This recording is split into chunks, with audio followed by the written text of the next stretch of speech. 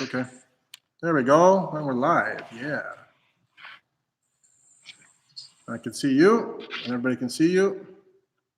There we go. Do I have to refresh? Because I'm not seeing myself live when I'm in YouTube. There we go. There you are. Hello, everybody. Welcome, everybody. This is Anesti. But as usual, we're just starting the video 5 minutes early just to allow people to get in and start posting their questions. We have a lot of questions today, so we've got a lot through our Gmail account during the week. So we got tons to talk about, and we also already got Bill here, already sent one in, and there's 10 of you already. Whoa! So we'll wait until 12 to start because we don't want to shortchange anybody who's coming on. But get your questions in so Tina has time to compile them for me. Thank you, producer. Line them all up. Thank you, producer. Oh, no problem. My pleasure. Yeah. Look at us hydrating before we begin. I have to keep going. I just finished chanting for 2.5 hours. Do you get any sense of when they will allow you to reopen, or? Well, Vancouver opened to 50 people today. But that's different province, and Vancouver never completely shut down, right? So the churches did because across the board, but the province never went into full lockdown like we did. What about a staggered, like a morning? Haven't heard anything. And we got our feast day and your name day coming up this Thursday, and we're going to be closed. Yeah, we do. Unfortunately, we're going to be closed. But what can you do? Crazy. Yeah, it sucks. But what are you going to do? Nothing, absolutely nothing. The province hasn't said anything. Like, we know that Tuesday, a lot of retail stores are opening up, except malls, and a lot of golf courses and golf ranges and all this different stuff is opening. And most of the retail stores will open as well that have curbside opening, like people can go in. So a lot of businesses are opening on Tuesday, but no churches. So. I mean, and I think about it, on the one hand, it doesn't make any sense to me. On the other hand, I get it. It's about numbers of people gathering and congregating together. And that's why I asked about, any potential for staggered starts, like a morning liturgy and afternoon liturgy. But I guess we just really don't know yet. We have to just wait it out. Yeah, we haven't heard anything from the Archdiocese yet. We haven't heard anything from the province in regards to churches. So unfortunately, we have to wait. And I'm afraid we'll be one of the last because of the number of people, thankfully, that congregate. I think maybe we might be one of the last. We don't know. Because Vancouver is opening up with 50 people now. Okay, that's nice, but how do you even regulate that? Which 50? I don't know. Which 50 get in? Which 50 have to get kicked out? Right? I'm laughing because I'm picturing one of the church members standing at the door like a bouncer at a club with one of those counters. Well, this is the thing, and some churches have taken that approach. And I know in the United States they've given already guidelines to some of their churches. To kind of track their people. But I don't know how, to have people sign in and then but I don't know how feasible that is for our really big Greek churches. Even my church here, which is a mid-size, when you have 350 people showing up on Sunday, that's a lot of people. And it's all different people. It's not always the same. It's not a small parish of 100 people or 50 people where you can say, okay, call up the families and say, you guys come on this day, you guys come on this day. It's such a big undertaking. It's really hard to communicate with everybody these days. As far as getting the parishioners and lining them all up, I don't know how feasible it is to kind of have people preset to come in batches of 50. So I don't know. And also I think, I was talking with my mom this morning. One thing that might come out of this is that people will have really missed church, and we may see large numbers of people wanting to come out afterwards. And so that's going to complicate matters even more. Yeah, and we're also going to have a backup of sacraments, right? Yeah. I have a ton of 40-day baby blessings. And they've all passed the 40-day mark, but they still want to do the blessing, right? So, the first Sunday we're fully open. I'm going to have 20 kids to do at the end of liturgy. It's going to be. I just got a Lenny in there, but unfortunately the baptism is not happening. So you've got all those sacraments to do. Yeah. And one more minute. 13 people on. Anyway, unprecedented time. Yep. It is what it is. But today seems pretty nice so far. It was supposed to be raining all morning, and now it's not, so that's good. Well, that's good. And one thing that we're hearing from people in the email is that this forum is providing some comfort and some I guess, almost normalcy, because when we say unprecedented times, it's not really, in the sense that this has happened before. Plagues have happened, disease have happened, illnesses have happened, where the church has had to adapt. But we've never had this. I can say pretty confidently that this, where the church is closed and people can actually still engage with their priest or with a priest or with their church in general, has never happened before. And so this is a positive. Like, I think we have to see it that way. It's a positive that people can still interact. Yep. I agree, and it gives us a forum. So, all right, it's 12 o'clock. Shall we begin? Let me turn my lights on, yeah. Okay.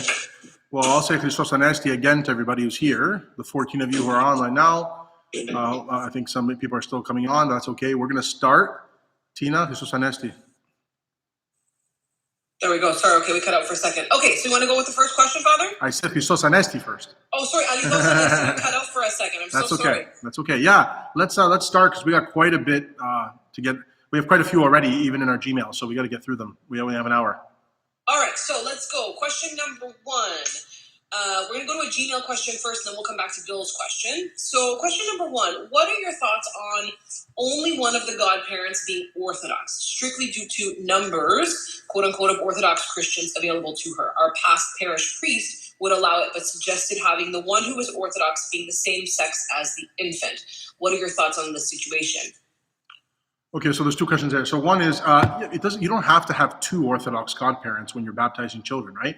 As long as you have at least one. There can be 2, there can be more, but usually it's 1 or 2, usually a single person or a couple, right? That's usually the traditional way to go, as long as one of them is Orthodox. Sometimes with mixed marriages these days here in North America and in other places too, we have the phenomenon of what is called the honorary godparent. I did a whole video about this on Fr.TEDTalks, and I'll link it to the description. Tina, if you can write it down for me, for honorary godparents. So there is the phenomenon of this idea of, when you have like a mixed couple, like the father is, let's say, Catholic and the mother is Orthodox, they're baptizing the children Orthodox, there is an Orthodox godparent, but there's also, for example, like an aunt or an uncle on the other side of the family who may be Catholic. They can't serve officially as the godparent because they're not of the same faith, so they're not qualified to be able to raise the child in the same faith because they themselves are not part of that faith.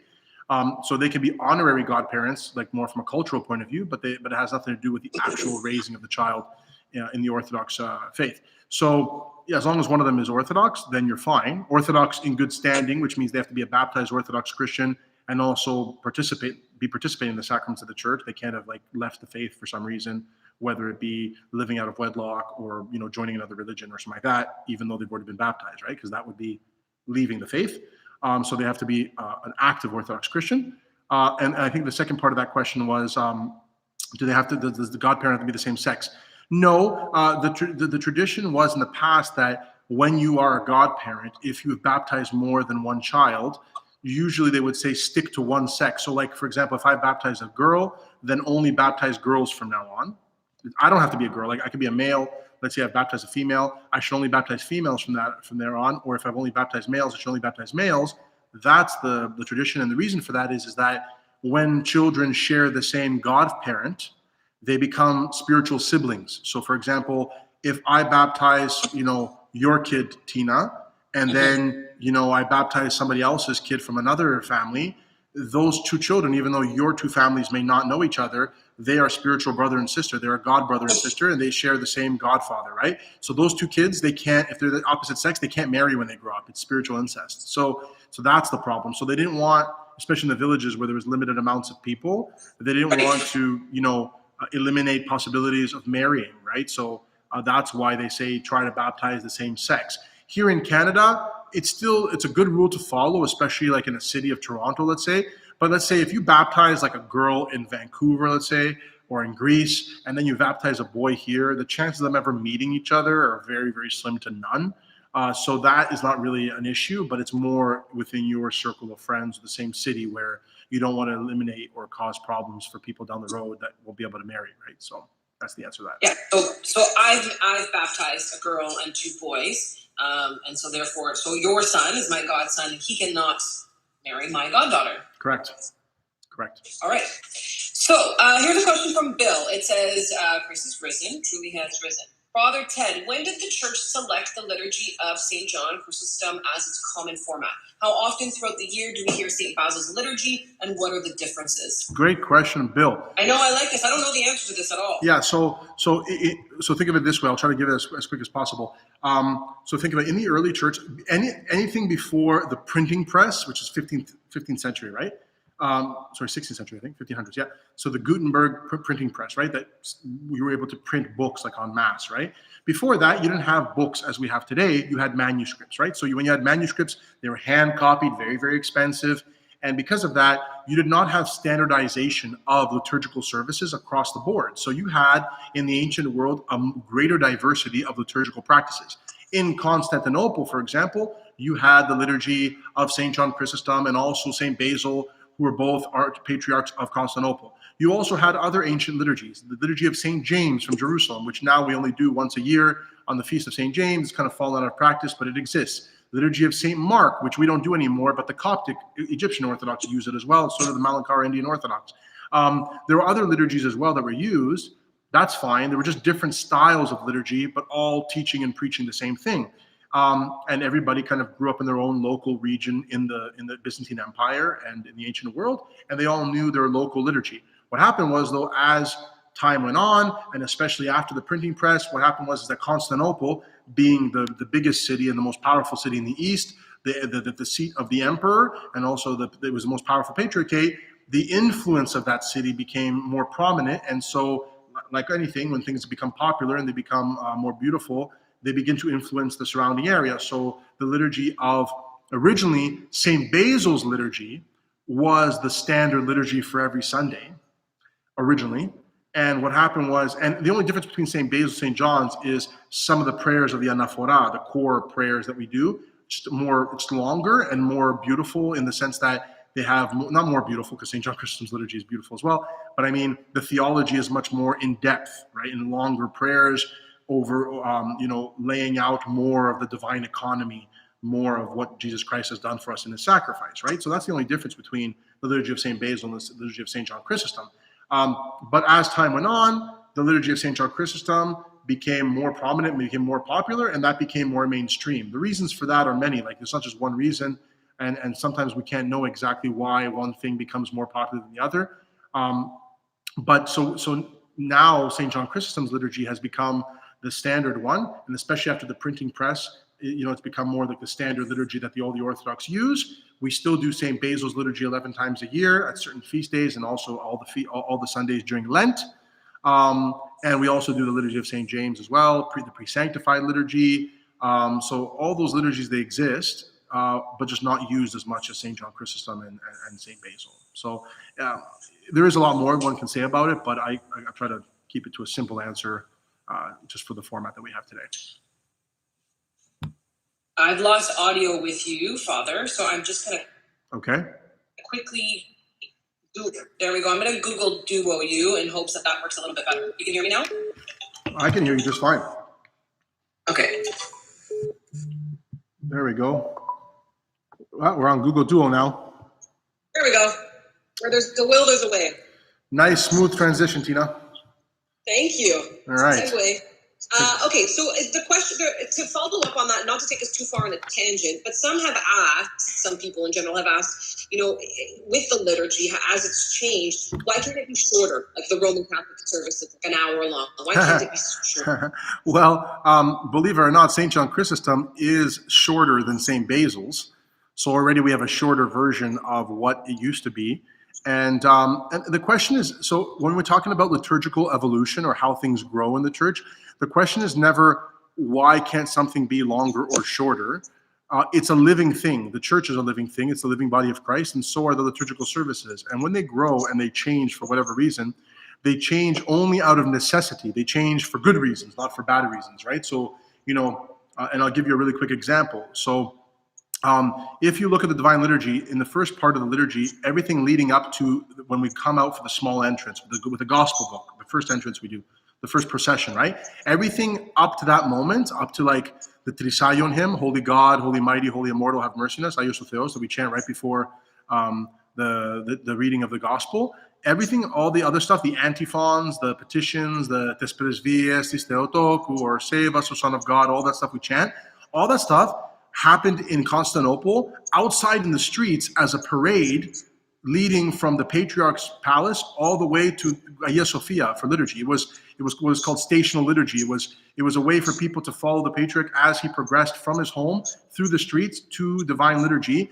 and people would sing what are called antiphons, which are psalms that are chopped up into verses with antiphonal, with responses, right? And so people would sing this in parade, walking towards the church to start liturgy. And when they would get to the doors, the bishop would bless the doors and would enter with the gospel, singing Holy God, Holy Mighty, Holy Immortal. So all that first part of the liturgy that we have now that happens inside the church used to actually happen outside the church, right? So that's an evolution. So in Constantinople, you could do that because it's an Orthodox city, Christian city, and everybody was Christian. You could do these things. But now, especially during Turkish occupation, and when the churches were not allowed to worship outside in the streets and people had to do everything inside the church, that section got assumed and absorbed into the divine liturgy that's happening within the building. So instead of doing an entrance from outside with the gospel book, we are doing a procession from the altar around the church, and like more symbolic, and coming in. So that's an evolution that happened because it had to happen, because situations changed and we got conquered by the Ottoman Empire. And also now, for example, even here in North America, we don't live in a Christian country. We can't go do processions outside every Sunday, and we don't all live within walking distance of the church. So practically speaking, there was a change that happened, right? So changes should happen for practical and for very good reasons, not because we're lazy or because we want to take off and go somewhere else, right? Or get it over with so we can go do other things on a sunny Sunday, right? The goal should be that we want to pray more, not pray less, right? So, yeah. Go figure. Okay, I'm fascinated by the historical aspect, so I love that answer. Okay, question number 3, and just a quick shout out because I just have to. It says, "Good morning, Father Ted and Tina from St. Cuthbert's Orthodox Society in sunny England." Wow, that's awesome. Yes. That's awesome. Are you saying wow that they say England is sunny because I'm assuming it's raining? Or well, wow that too, so that too. But that's awesome that we have somebody from England. I have a good friend, Reverend Father Andreas Andreopoulos, who's a professor, I think at the University of Winchester, Lampeter. I think he's a patristic scholar, and he's there, and some very good friends in England. So look him up, Father Andreas Andreopoulos, a phenomenal theologian. So yeah, welcome and awesome. Glad to have you with us. So good morning to you and Lithos Anesi. Okay, so question number 2. You mentioned several episodes ago that the Protestant faith, Christian faith, is fragmented with so many 30,000 plus and growing denominations. In your opinion, do you feel that the Orthodox Church is somewhat fragmented as well, being divided along ethnic lines, Greek, Romanian, Serbian, Antiochian, Russian, etc., and jurisdictional ones, GOA, OCA, ROCOR, etc.? On a follow-up to this, I'll let you answer together. Do you think that language and cultural backgrounds of some of our churches are a barrier to converts? For example, many of our churches still celebrate the divine liturgy in Greek, Slavonic, etc. Should it not be celebrated in the native language of the country in which one resides? I assume your parish is a good portion, not sure of the percentage, in Greek. Yet when you broadcast the wonderful videos and radio programs, they are in English. I am sure this would be very controversial, but welcome your thoughts on maybe the first step on maintaining our position of one holy and Catholic apostolic church. Do not give the culture taught billing when it comes to naming the churches. For example, St. Constantine and Helen Greek Orthodox Church becomes St. Constantine and Helen Orthodox Christian Church, or St. John the Baptist Serbian Orthodox Church becomes St. John the Baptist Orthodox Christian Church. It seems to me that we should be Orthodox first and foremost, and everything else is secondary. Okay, great question. So, and a very, it's okay. Just had a call come in there. Sorry. It seems to me. Okay, so the question is two-parted actually, and I've heard it before. It's a very popular question in North America. The first part of it in the idea of fragmentation. No, so it depends on what we mean when we say fragmentation. So historically, there's a difference between saying that we are fragmented dogmatically, like what we actually teach theologically, and when we are separated administratively. So administratively, like our culture, ethnic lines and things like that, different dioceses and things like that. So it's very important to say that in the Orthodox Church, dogmatically, we are united. We are one holy Catholic and Apostolic Church because we all believe the exact same thing. We can go to each other's churches. It doesn't matter whether it's a Serbian, Russian, Ukrainian, whatever. We can serve together. When we say Eucharist, we know what we mean by Eucharist. When we say forgiveness, when we say salvation, when we say Jesus Christ, all these key terms, we know exactly and we agree on what they mean. So dogmatically, we are one church. And it's important to remember, if you read church history, if you look at church history, that never was there one homogeneous Orthodox church. It didn't exist in the history of the church. It was always, like even in the early church and even the Byzantine Empire, you had the 5 major patriarchates. You had Jerusalem, you had Rome, Jerusalem, Antioch, Constantinople, Alexandria, right?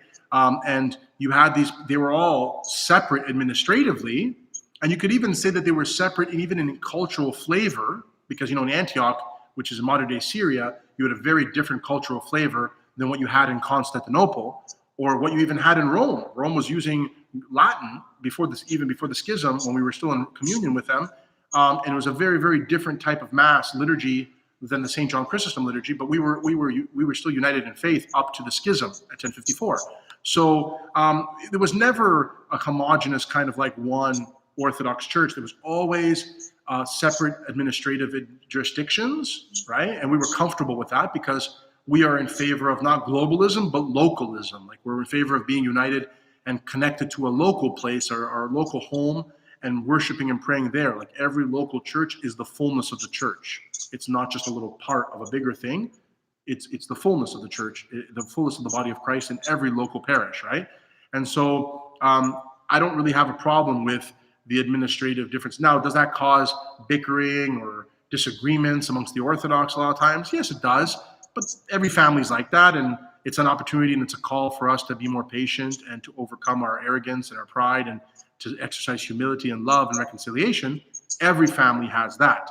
But dogmatically, we're united. Now, on the other side, culturally, do I think that we should eliminate the culture? No, I don't. And that's not because I'm a hardcore Greek Orthodox priest and I want Greek. Anybody who knows me here in Toronto, my parish here does the most English out of any of the Greek Orthodox parishes in Toronto. We do like a 75, almost 80% English services and only about 25% Greek. So we are definitely at the forefront of using English, at least under the Greek Orthodox Archdiocese of Canada. So I'm a big proponent of using English. However, I don't believe in imposing kind of like anti-national or anti-ethnic ideologies onto Orthodox churches. I believe in organic growth of churches. And what do I mean by that? I mean that there is a reason why. There's a whole history behind why there are cultural or ethnic jurisdictions in North America. The way immigrants came here, the needs that they had, the way that the church is trying to cater to 2 different generations. Like in my church, I have, older generation that requires Greek. I have a younger generation that requires English, and I have people in between. And I also have converts who don't need the Greek. But I need to cater and to minister to everybody. I'm not there to impose a certain type of ideology. Hey guys, we're in Canada now, so everybody, we're doing English no matter what. Well, you just lost a big portion of your congregation that really still requires the Greek, or the Russian or the Serbian or whatever the jurisdiction might be. And so in the Orthodox Church, one of the things that I like is that we have a plethora of opportunities for people to experience Orthodox Christianity in any way that they seem fit. So if you're Russian, you can go to a Russian church. If you're Greek, you go to a Greek church. If you want all English, you can go to an OCA, Orthodox Church in America church, right? There are lots of churches that are all English speaking. Like, there's so many different types and flavors of Orthodoxy, which is a good thing, in North America. And you have the option of attending all these different things and really kind of experiencing kind of the cultural milieu that these churches come out of. And I think that it would be a shame to stifle and to kind of try to snuff out those cultural elements that make the faith beautiful, because all faith is grown within culture. There's no such thing as an orthodoxy or Christianity that is not embedded in culture. Everything comes out of culture because human beings use culture to communicate and to pass on information from one generation to the other. That's what culture is, right?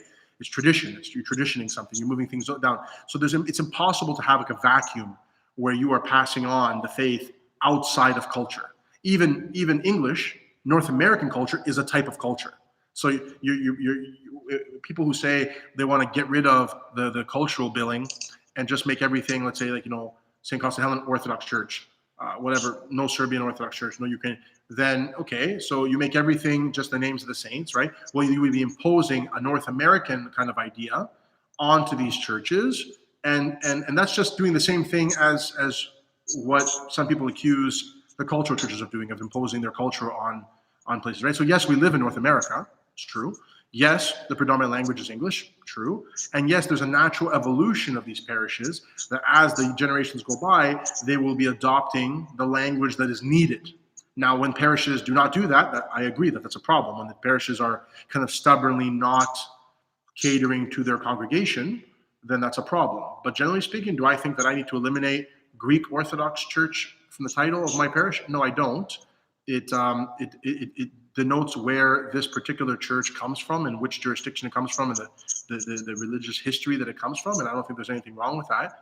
And I don't really have any complaints from my converts either, people coming to the faith here, because we do sufficient amounts of English as well.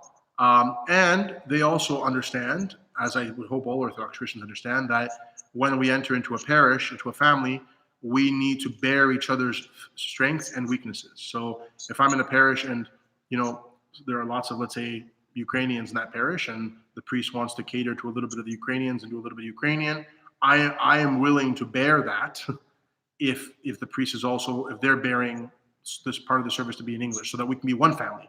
So we don't segregate the parish, but we are one family, and the church is trying to cater to all these different, this mosaic that exists in North America, which doesn't exist in a lot of European countries. So, sorry, I know that's a long-winded answer, but it's a complex question.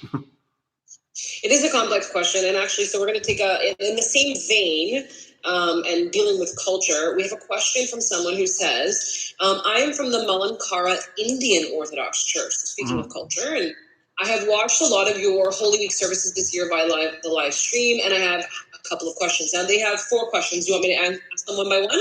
Yeah, let's do them one by one. And just as a preamble, so the Malankara Indian Orthodox Church, it's for those of you who may have not heard of it, we are not in communion with the Malankara Indian Orthodox Church, unfortunately. They are part of what is called the Oriental Orthodox Churches, which are pre-Chalcedonian churches. They are a group of churches that broke away from the Chalcedonian Church of Constantinople, really, back in the 4th century. So that, the Coptic Orthodox, Egyptian Orthodox, the Syrian, the Malankara Indian Orthodox Church, the Armenians, they are very close to us. They're probably the closest Christian churches to us in doctrine than any other Christian church. Very, very much so. Very, very close to us, but we are technically not in communion with them. So this is why this individual, I have a lot of Malankara Indian Orthodox friends and priests who I studied at St. Vladimir's with, so I'm very familiar with their liturgy. They use the liturgy of St. Mark and also St. Thomas. He's asking questions from his tradition, which is a little bit different from our tradition. It's coming more from the Syrian tradition, the Eastern tradition, more East than us, and that's why he's asking these following questions. Okay, so number 1 is, what is the purpose of the icon screen separating the altar from the sanctuary? I understand the need to keep the Holy of Holies veiled from the sanctuary, but I was wondering why a curtain is not used and why the opening of the altar is so small. In my church, there is a large curtain that opens fully so you can see the entire altar. To an outsider, it seems that the screen is constricting the worshipers from what is inside. Yeah, so that's kind of like very simple. That's more of a liturgical evolution that happened in Constantinople. So in the East, in Syria, especially in Antioch, the tradition was originally that, so in the early centuries, so even at the time of St. John Chrysostom, we did not have a wall like this wall you see here.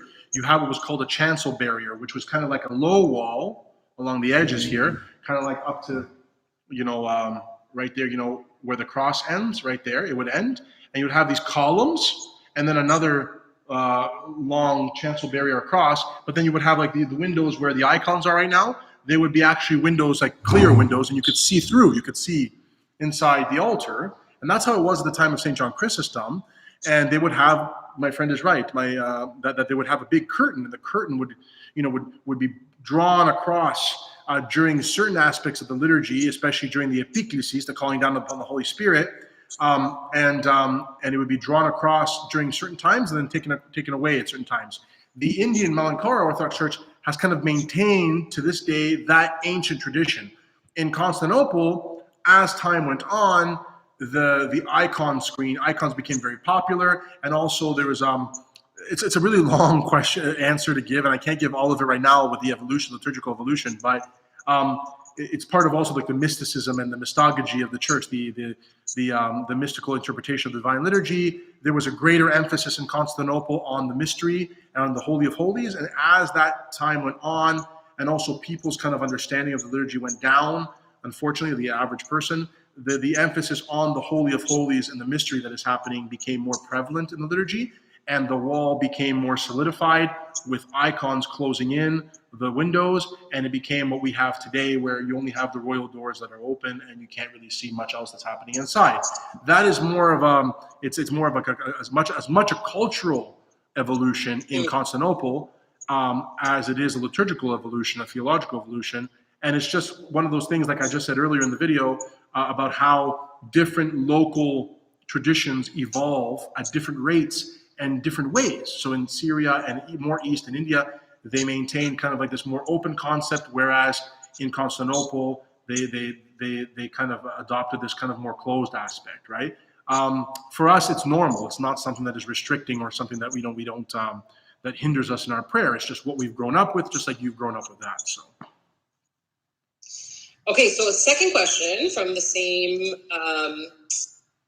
visitor is, why does the priest stand on the altar fully vested for all services instead of outside for canonical prayers? In my church, the only time a priest stands at the altar is during the liturgy and outside for all services. Yes, so that's technically accurate. So if you go to Orthodox, like Chalcedonian Orthodox monasteries, that's what they do as well. They don't usually open up the royal doors or stand at the altar, except when there's divine liturgy happening, you're actually using the altar, and all the other services, matins, vespers. Vespers, actually, we do use the altar doors and we do use the altar. But a lot of the other kind of like lesser services, I guess, or the hours or the book of hours and things like that, can be done outside on the solea, here on the platform, outside of the actual holy altar.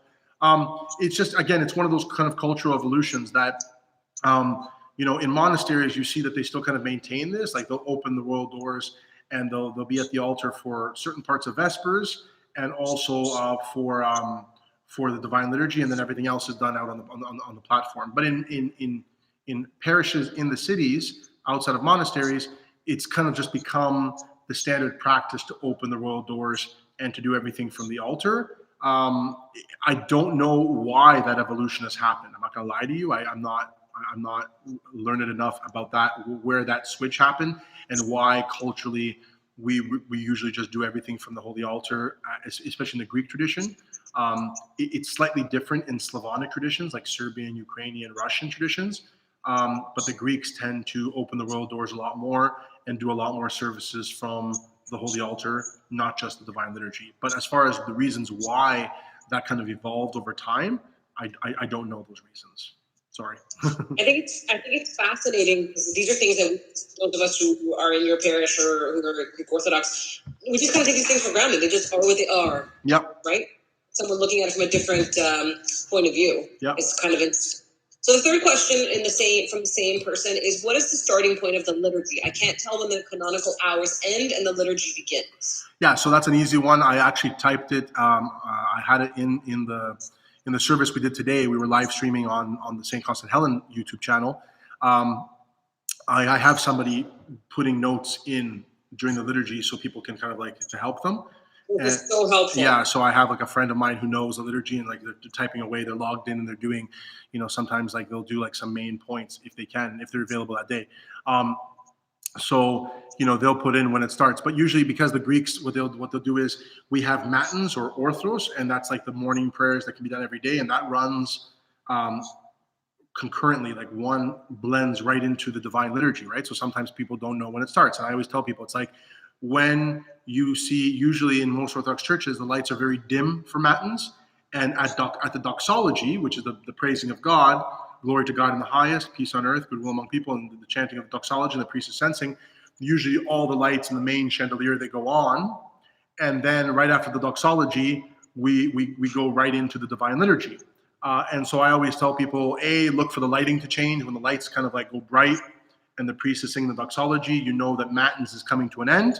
And then when you know that the liturgy is starting, it's very simple. It's that the lights are on, and the priest will do 3 prostrations, like in front of the holy altar, and then he'll pick up the gospel book, and he's going to say in a big, loud voice, "Blessed is the kingdom of the Father and the Son and the Holy Spirit, now and forever to the ages of ages, amen." And he'll do a cross with the gospel book over the altar table, and he'll say, "Blessed is the kingdom of the Father and the Son and the Holy Spirit."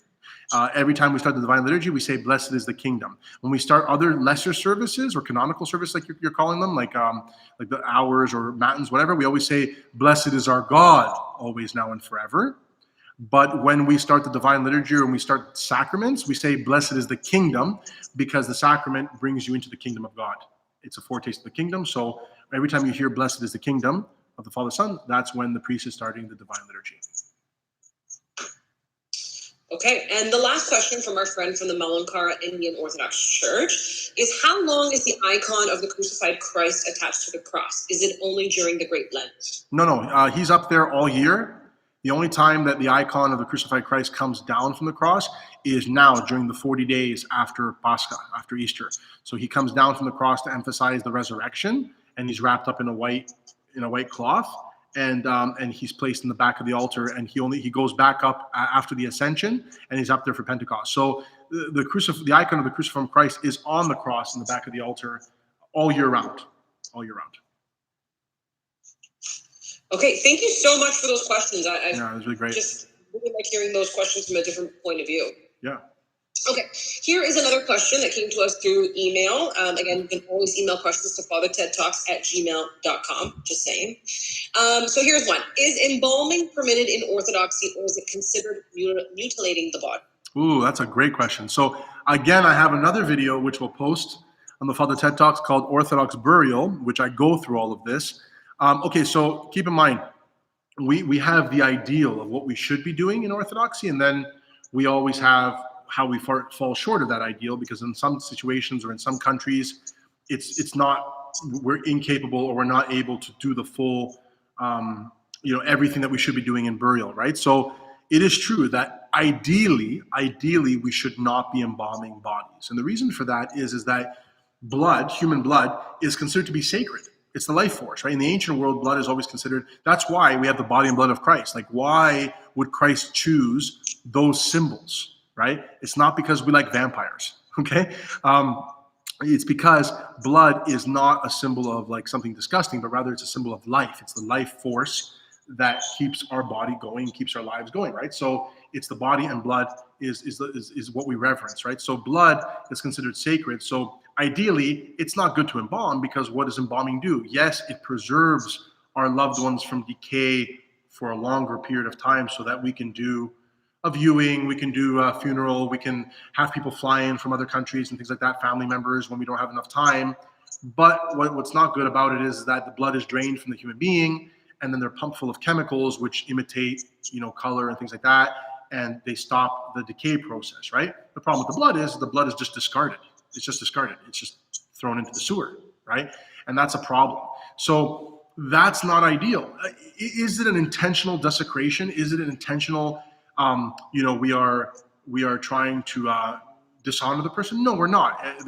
Here in North America, for example, 99% of all the funerals, the Orthodox funerals, the bodies are embalmed, right? Even priests. And the reason for that is because, like, especially in the big cities here, it's not impossible, but it's becoming increasingly difficult to do a funeral within like 24 to 48 hours, which is what you would have to do if you were not going to embalm a body, in order for the body to be visible, because the body starts to decay and it starts to change color and all this lovely nitty-gritty stuff. I'll post another link, Tina, write it down. I'll post another link, not just for Orthodox burial, but also write down A Christian Ending. Write that down, A Christian Ending. It's a really good website, a really good book to buy and read, or listen to the podcast, which is free on Ancient Faith Radio. It talks about the preparation of Christian Orthodox preparation of bodies, and also of death and the funeral rituals that we have. A body changes, right? So the nitty-gritty of it is that it won't keep, the body will not keep and look presentable from a visual point of view, from a smell point of view, all these kind of things, in order for people to come by and view the body. And so this is why, because most of our funerals are done, 3-4 days later, and we have people who are traveling also. That's another issue. That's a reality of life, that we have We have family members that live all over the place now. We embalm for those reasons, for practical reasons. But if you can avoid embalming and do a funeral within 24 to 48 hours, do it quickly, that's what I would recommend. That's the more natural way, the more proper way to do it, and that's what I would recommend.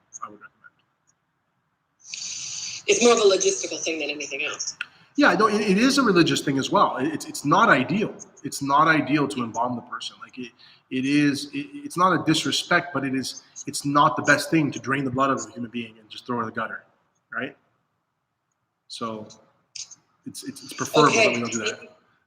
Your favorite? Thank you for answering that. Make a note. Father Ted always posts links after the fact for some of the things that we talk about, so you can access these resources after. So I've made a note of those, and I will make sure to let Father know to post those. Okay. This was Tina's favorite topic.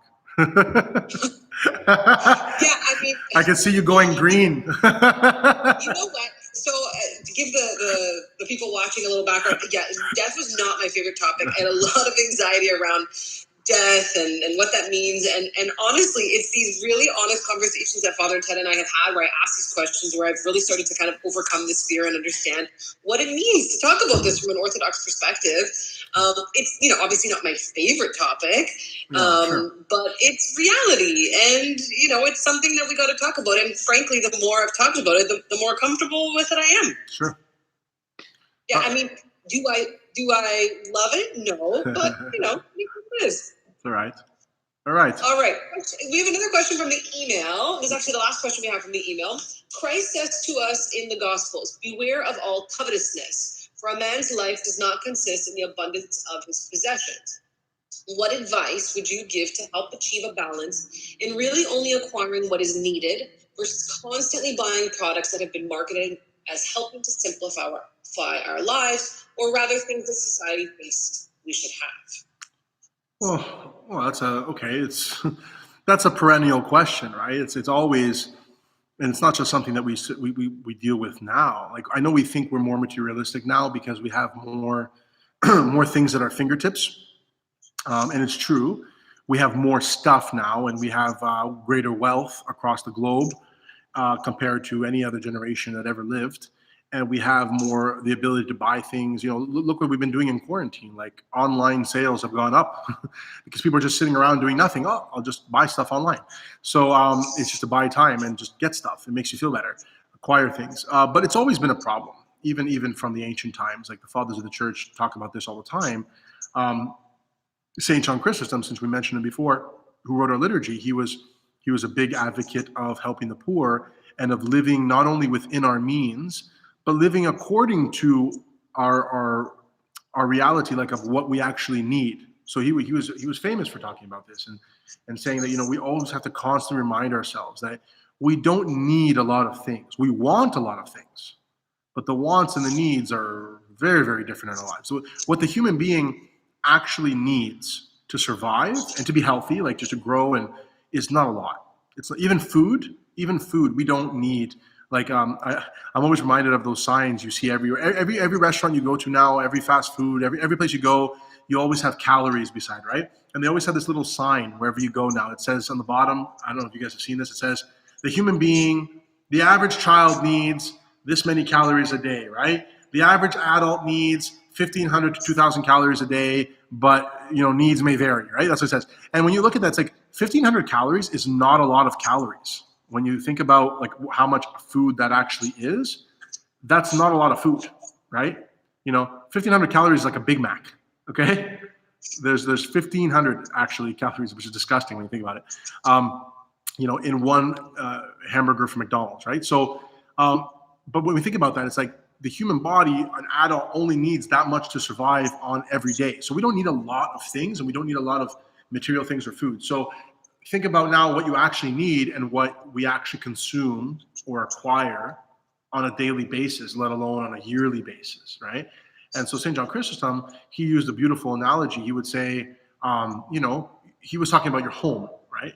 And it's like, he said, your home should be like your shoes, he says. Your shoes, nobody buys a pair of shoes that's 2 sizes too big. It doesn't make any sense. You'd be flopping all over the place and falling over yourself, right?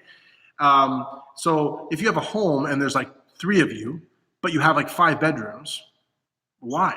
Like, why would you even? It's irrelevant how much money you make. Like, you could have a very successful job and have a lot of money. You can use your money in other ways. You can help people. You can do a lot of things. You can do projects. You can do a lot of stuff. You don't need to build this massive, massive house, right? So, what do you really need for 3 people? And he says subsequently, nobody buys a pair of shoes that are a size or two too small, because then your feet will hurt and you can't function. So he says, buy the shoes that fit you, right? And so, if everybody lived within their means, like, okay, I have this many people in my house. If I have 6 children, yeah, maybe I need a much bigger house so we can survive. But if I don't, then what am I doing, right? So it's the same thing with cars, it's the same thing with clothing, all this stuff. So yes, we enjoy ourselves. Yes, we like to pamper ourselves once in a while. We like to do all these things. And once in a while, it's not a bad thing, but when it becomes a lifestyle of constant pampering and constant overindulgence, then it's a problem. And this is why the antidote to that is fasting. This is why the Orthodox Church prescribes over half the year, if you add up all the days, of fasting, to remind us of the poor, to remind us of those who have very little and less than us, to remind us of how little we actually need to survive, and to remind us of what's really important in life. And to temper our wants, and to kind of bring forth the reality of our needs. So that's what I would recommend. Well, and I think this is a time unlike any other where these conversations are happening, because there are people who are in need now. There are things that we can do. We've never really mentioned it on this podcast, but I know you probably won't, but I will mention the fact that many of our churches are in need. So if possible, that's a place where we can give at this time, because there are people who really need it, including our churches, right? So yep. Just something to think about at this time. Yeah, I've said it before. I haven't said it in a while, but I will say it again. And I know it sounds like a shameless advertisement, but it's not. It's the reality. Support. That's what I mentioned. Yeah, support people who are in need. Support people who are shut-ins right now. Support people who maybe have lost their jobs or have not been getting a steady paycheck, and they maybe need food in the fridge for their children. And support your churches, because there are a lot of churches, like all of us being closed, it's a huge strain on the system, right? The buildings still need to stay open. We still need to pay our hydro. We still need to pay for our internet bill so we can do these ministries. We need to do all these things. We still need to pay our secretary. We still need to do, like, we still have to do all these things, and support even your bigger parishes, because there seems to be this perception that the really, really big ones, like the big ones, like 700 people, wow, they're really wealthy. They're not. They're actually strapped even more, because they have such bigger budgets, like big churches that have like banquet halls or community centers attached to them, and they have youth programs and Greek schools and all this kind of stuff. They have a lot more programs than we have here at our church.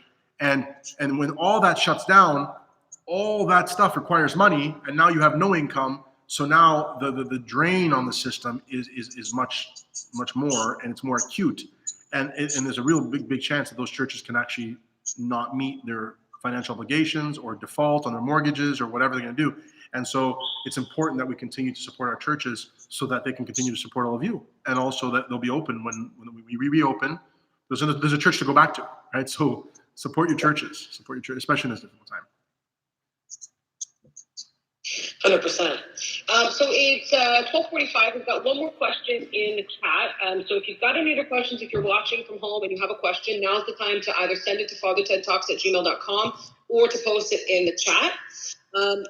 Otherwise, here's our next and possibly last question. How does the church determine which icons will be placed in the nave of the church? Oh, that's a great question. Okay, so yeah, there's different kind of, like, again, part of the tradition of the church, and of course different jurisdictions might have different things, but generally speaking, there is kind of like a tradition that has been built up on the style of iconography and also the positioning of icons in a church. So we've spoken about this a little bit before in the past. I can't remember, but just kind of give you an example, like the iconostas, or the templo, the wall that separates the altar. Always when you're in an Orthodox church, now, sorry, this video is kind of like reversed, right? So it's a flip. So, what you're seeing is a mirror image. So, Christ is really on the right-hand side, not on the left, but it just flipped, right? So, but, when you walk in, you have the royal doors, and always you have to the right of the royal doors, you have Christ. To the left of the royal doors, you always have the Virgin Mary. And then to the right of Christ, you have St. John the Baptist, who's the third in priority. And to the left of the Virgin Mary, you have the saint of the day, of the church. And then you have subsequent other saints, right? So there's a program. And it's the same thing in the nave on the walls. Usually in the dome of a church, if there is a dome, Christ is always in the center of the dome, his head, his bust, because he's the head of the church, looking down from heaven. And then sometimes there's different motifs in the domes. You might have like the prophets, or you might have the divine liturgy with the angels and Christ being carried as the body to the altar, right? There's different kind of styles. A lot of times within the nave, you'll have different kind of iconographic programs, as they're called. A lot of times you'll have, like on the first level, you'll have, the saints of the church, because they are kind of like the earthly examples that we have. And then maybe on the second level, you'll have, the life of Christ, like the different scenes of his life. And then further up, you'll have like the angelic realm. So sometimes you'll have those kind of programs. Every church is different. There are some standard designs, but there's not one rule on how to do iconography or how to decorate a church appropriately. But there's always some type of program, some type of design to teach people. Because what is iconography if it's not visual theology? That's what it is, right? It's a giant coloring book, right? It's a giant illustration for you to come in and to learn about your faith, right? So the trick is to kind of like discover, and that's part of the fun of like what the particular church that you're visiting, what is the iconographic program in that church, and what is it trying to tell you? I love that, and I wrote that down, visual iconography, visual theology, because if I can think back to my earliest memories of the church, it's as a kid, not really understanding anything, but being able to see the pictures and learn something from there. Mm-hmm. Yeah. Awesome. Okay, we don't have any more questions. Do you have any more that came your way, Father? No, I just checked. I checked the Gmail account. There's nothing there right now. There's nothing coming in from anything else right now. So that's pretty much it. So always, please, send us your questions in advance if you have them to Fr.TEDTalks@gmail.com. And thanks to some really great feedback and people joining us. We're going to do this every Sunday until we can be together physically again in our churches. So, and then we'll continue it another day. Yes, we'll move it to another day where we can do this again. Sure. So we'll see you guys next Sunday again at 12 p.m. Unless there's a change, of course. And I'll post the links that I mentioned for the resources I'll do that right now after I post this video, and I'll also post it in the Father TED Talks Facebook group as well. So those are the two places you can find information on the show. Yeah. Thanks, everybody. Have a great week. We'll see you next Sunday. Thank you. Christos Anesti. Christos Anesti. Bye, everybody.